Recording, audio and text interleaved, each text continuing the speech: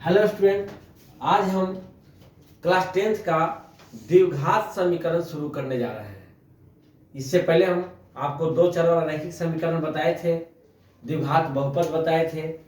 तो जैसे हम द्विघात बहुपद आपको बताए थे वैसे ही आज हम द्विघात समीकरण बताएंगे। दोनों में पहले अंतर क्या है ये जान लीजिए। हम लोग पिछले वीडियो में द्विघात बहुपद शुरू किए थे, द्विघात, ठीक है, बहुपद। तो याद रखिएगा द्विघात बहुपद का प्रारूप जो होता है, प्रारूप वो ऐसे होता है, ax² plus bx plus c। X square के आगे वाले को एक्स स्क्वायर का गुणांक कहते हैं, a कहते हैं। x के आगे वाले को b कहते हैं, यानी कि x का गुणांक कहते हैं। और जिसमें x नहीं लगा रहता है वो आपको अचर कहलाता है। इसमें अधिकतम घात 2 होना चाहिए, क्योंकि द्विघात मतलब दो घात वाला। बहुपद का मतलब कहीं बीच में बराबर का चिन्ह नहीं रहेगा। ऐसे रूप को हम लोग द्विघात बहुपद कहते हैं। इसको हम लोग पाठ 2 में पढ़ चुके हैं। आज हम लोग पाठ 4 पढ़ेंगे जो इसी से मिलता जुलता है, लेकिन नाम इसका है द्विघात समीकरण। तो ध्यान दीजिएगा, आज द्विघात समीकरण पढ़ना ये हम लोग पढ़ लिए हैं।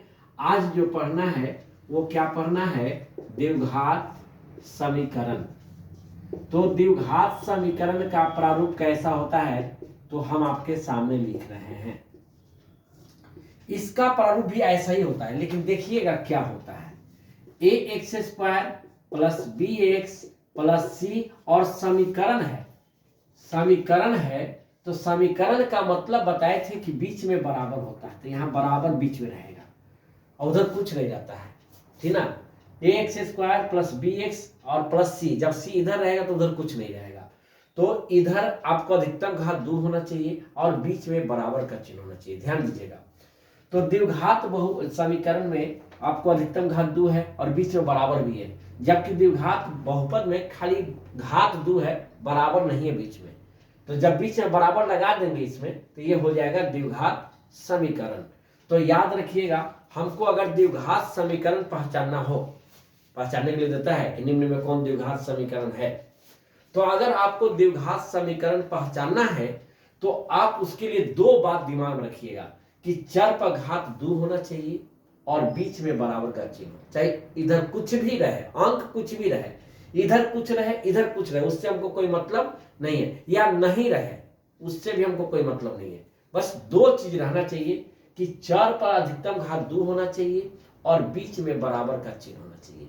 अगर ये दोनों चीज मिल रहा है तो हम इसको द्विघात समीकरण कहेंगे, और नहीं मिल रहा है तो नहीं कहेंगे।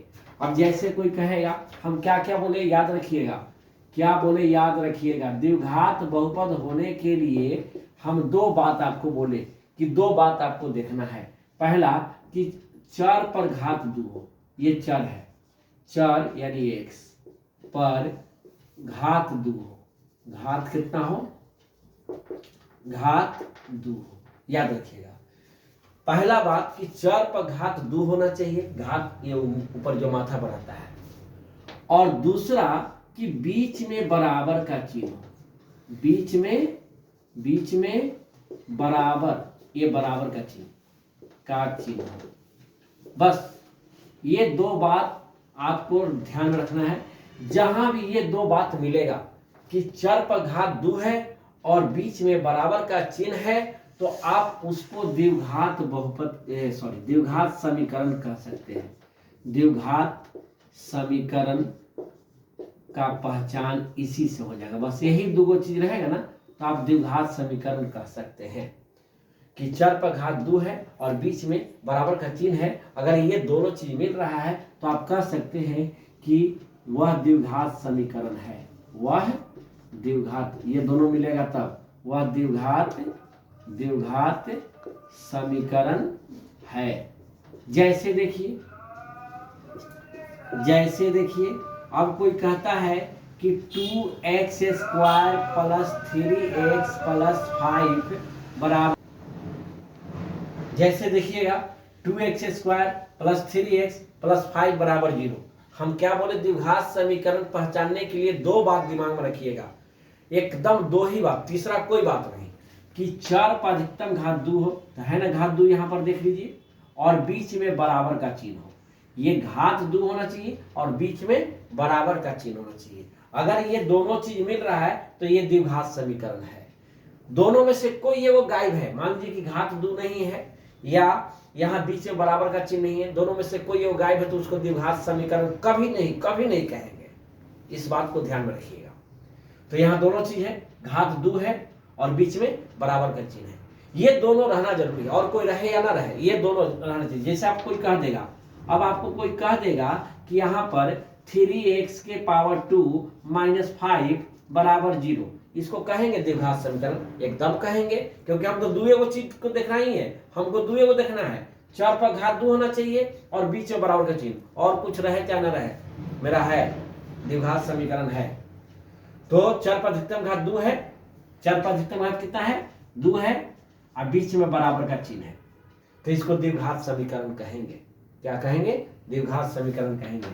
अगर कोई कहता है मान लीजिए x नहीं y रहेगा, अगर कोई कहता है 4y² अब बराबर 0, इसको द्विघात समीकरण कहेंगे? बिल्कुल कहेंगे, क्योंकि हमको देखना है कि घात 2 है कि नहीं है, तो है। बीच में बराबर का चिन्ह है कि नहीं है, तो है। तो जब बीच में बराबर का चिन्ह है और घात भी है, तो ये आपका द्विघात बहुपद द्विघात समीकरण है। हमको और कुछ नहीं देखना, बस दुए वो चीज, घात 2 होना चाहिए और बीच में बराबर का चिन्ह। आगे देख लीजिए, कोई कहता है आपको कि यहाँ पर 4x² है माइनस यहाँ 3x है अब बराबर 0 है, इसको कहेंगे कि नहीं कहेंगे? इसको भी कहेंगे। कोई कहता है कि सर आपको इसको कहिएगा कि नहीं, 4y² बराबर यहाँ दिया है, ये कितना दे दिया, मान लीजिए 7x दे दिया, इसको कहेंगे कि नहीं कहेंगे? एकदम कहेंगे। कोई कहता है कि सर यहाँ पर 10z² बराबर में 3 दिया है, इसको कहेंगे कि नहीं कहेंगे? कहेंगे, क्योंकि सब में देख लीजिए ये दोनों पहचान मिलेगा, सब में यही दोनों पहचान मिलेगा, और जहां ये दोनों पहचान मिलेगा, जहां ये दोनों पहचान मिलेगा वो द्विघात समीकरण कहलाएगा। क्या पहचान है? कि चर पर अधिकतम घात 2, देखिए सब में अधिकतम घात 2 दिखाई दे रहा होगा और बीच में बराबर का चिन्ह, सब में बीच में बराबर का चिन्ह दिखाई दे रहा है। तो बस दो ही चीज देखना है कि चर पर अधिकतम घात 2 होना चाहिए और बीच में बराबर का चिन्ह होना चाहिए। तो हम उम्मीद करते हैं कि आपको द्विघात समीकरण पहचानने आ गया होगा। अब आगे देखिए, अगर पहचान लिए तो इसके आगे बनाने का नियम यहाँ के बाद हम आपको यहाँ बताते हैं, ठीक है ना? यहाँ बताते हैं। अब द्विघात समीकरण है तो उसको बनाएंगे कैसे? द्विघात समीकरण का प्रारूप बताएं। द्विघात समीकरण का प्रारूप बताएं। प्रारूप क्या है जी? इसका प्रारूप है ax² plus bx plus c बराबर 0। इसमें x² का गुणांक है, x² का गुणांक कहलाता है a। याद रखिएगा, जो x² का आगे रहेगा वो x² का गुणांक कहलाएगा। x का गुणांक हो जाएगा, जो x के आगे होगा गुणांक माने गुना का अंक कितना, b, और अचर होता है अचर मान जेकरा में x y कुछ नहीं लगा रहता है, जिसमें x y कुछ भी नहीं लगा रहता है वो अचर होता है। तो x² के आगे वाला a का मान, जहाँ x² के आगे जो मान रहेगा उसको a का मान पढ़ेंगे, x के आगे वाले को मान b का मान कहलाएगा, और अचर जो मान रहेगा वो c रहेगा। ये तीनों मालूम रहेगा ना तो हम द्विघात समीकरण कर सकते हैं। एक बात और याद रखिए, कभी पूछ देता है, ये बहुपद में आप बताए होंगे कि अचर का घात कितना होता है। अचर का घात कितना होता है? अगर अचर पर कोई घात नहीं है तो कितना होगा? तो जवाब दीजिएगा कि 0। घात कितना होता है?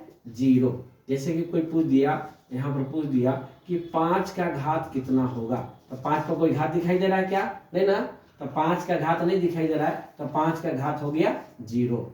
ठीक है। 11 का घात कितना होगा? तो 0। ठीक है, ऐसे आप बना सकते हैं। ठीक है, इसके बाद आगे देखिएगा। ठीक है, ये ऐसे ही आपको पूछ देगा, ऐसे ही आपको पूछ देगा कि कोई भी अचर का घात पूछेगा 0, कोई भी अचर का घात पूछेगा क्या बताएंगे 0। 21 का घात कितना होगा तो क्या बताइएगा 0। किसी भी अचर का घात क्या होता है 0 होता है, इस बात को ध्यान में रखिएगा। उम्मीद करते हैं कि ये पहचानने आ गया होगा। अब इसका हम बनाने का नियम बताएंगे। अभी द्विघात समीकरण पहचानने का नियम बता रहे थे। वीडियो को अंत तक देखिएगा, आपको बहुत समझ में आएगा। अंत तक देखिएगा तब समझ में आएगा। आप शुरू में देख के छोड़िएगा तो आपको समझ में नहीं आएगा। वीडियो को अंत तक देखिएगा, जरूर समझ में आएगा। देखिए स्क्रीनशॉट लेना है तो ले सकते हैं। अब देखिएगा, अब इसका बनाने का नियम बता रहे हैं। अभी आपको बताए कि द्विघात समीकरण ऐसे होता है ax² plus bx plus c बराबर 0। अब इसमें आपको ध्यान दीजिएगा, इसमें हल करने के लिए कहता है। तो हल करने के लिए जब कहता है तो हल करने का मतलब होता है कि x का मान बताना है।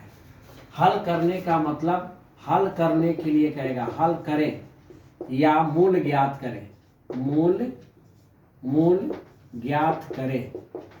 पिछले वीडियो में हम लोग शून्यक निकालते थे बहुपद में, तो ऐसे कहेगा तो इन दोनों का मतलब होता है कि x का मान बताना है। दोनों का मतलब क्या होता है x का मान बताएं। हल करे कहेगा या मूल ज्ञात करे कहेगा तो दोनों का मतलब कि इसमें जो चर है ना, पीछे लगा हुआ चर होता है, बहुपद में बताए थे, जो चर है उसी का मान बताना। तो यहाँ चर x लगा हुआ है तो x का मान बताएंगे, अगर चर y लगा हुआ है तो y का मान बताएंगे, अगर चर z लगा हुआ है जो पीछे लगा रहता है उसी का मान बताना है। जो भी चर रहेगा, x रहेगा तो x का मान बताना है, उसी को मूल कहेंगे या उसी को हल करना कहेंगे, या y का मान निकालेंगे उसी को मूल कहेंगे या हल कहेंगे। इतना समझ गए होंगे। वीडियो को अंत तक देखिएगा जरूर। तो जब इतना समझ गए ना तो मूल को पहले पहचानेंगे कि कब हम इसका हल कर सकते हैं या कब इसका हल नहीं कर सकते हैं। उसके लिए फॉर्मूला होता है। उसके लिए फॉर्मूला क्या है ध्यान दीजिएगा, इसको कहते हैं विवेचक। अभी बता रहे थे x² के गुणांक को a कहते हैं, एक आगे वाला x के गुणांक मैंने एक आगे जो लगा हुआ है वो b कहलाएगा, और जो अचर है ना जरा में x y नहीं लगा रहता है उसी कहलाता है। एक होता है विवेचक, इसी से पहचान करेंगे कि हल होगा या नहीं। इसको विविधकर भी कहा जाता है, इसको विविधकर भी कहा जाता है। इसको डी लिखते हैं, इसको क्या लिखते हैं डी। इसी से हम लोग बता सकते हैं कि किसी भी द्विघात समीकरण का हल कर सकते हैं या नहीं कर सकते हैं। तो इसका फॉर्मूला होता है b² - 4ac। कोई पूछेगा कि ये क्या है तो ये मूलों की प्रकृति बताता है। ये क्या बताता है, ये मूलों की प्रकृति। प्रकृति का मतलब होता है पहचान। ये मूलों को पहचानता है, ये मूलों को पहचानता है कि इसको आप हल कर सकते हैं या नहीं। मूलों की प्रकृति बताता है। साफ से लिखाता नहीं है ये क्या बताते हैं, यहाँ लिख देते हैं। ये बताता है मूलों की प्रकृति। मूलों की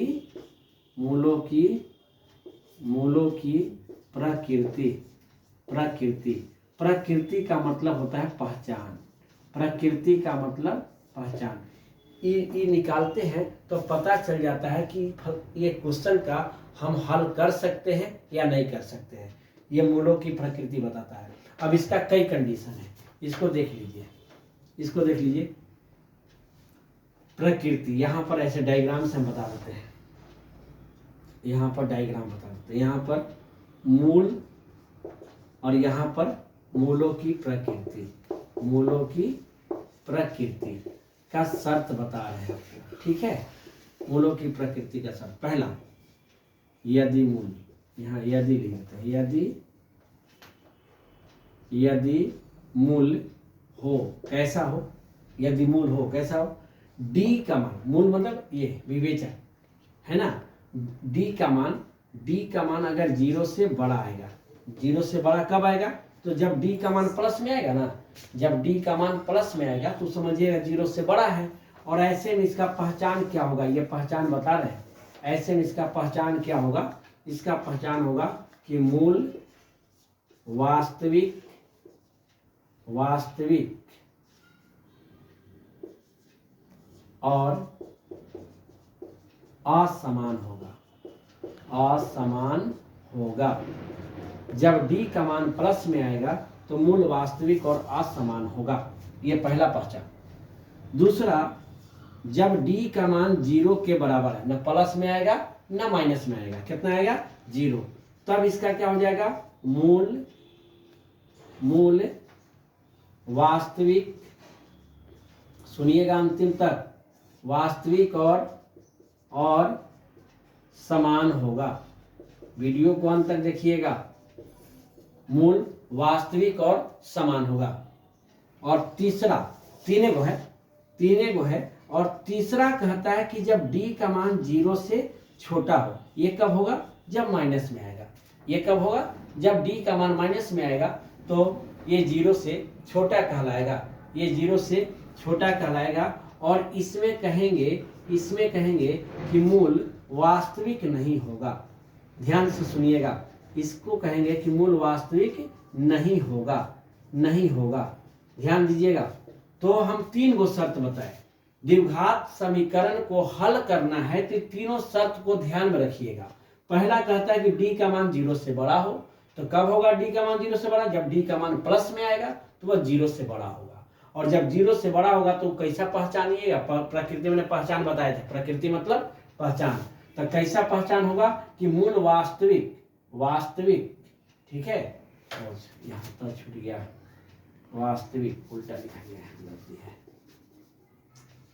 मूल वास्तविक और असमान होगा।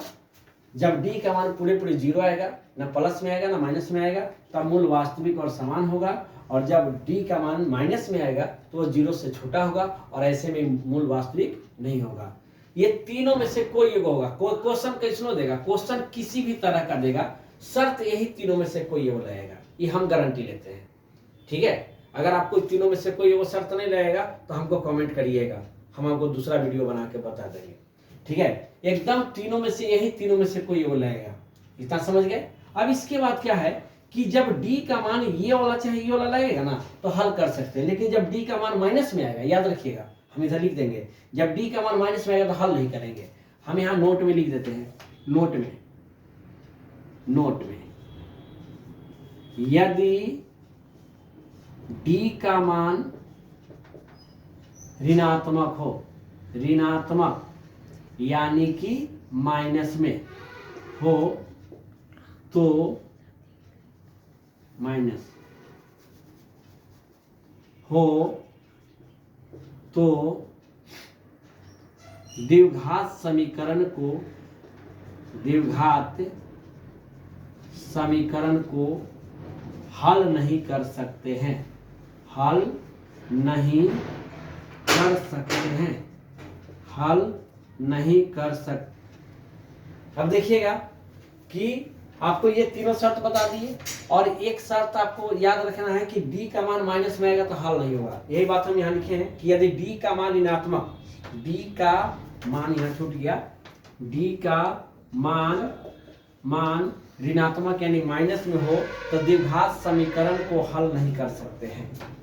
अगर d का मान, d ऐसे निकालते हैं फॉर्मूला से, b² - 4ac, मान माइनस में आएगा तो वास्तविक होबे नहीं करेगा, तो मान कहाँ से निकालिएगा।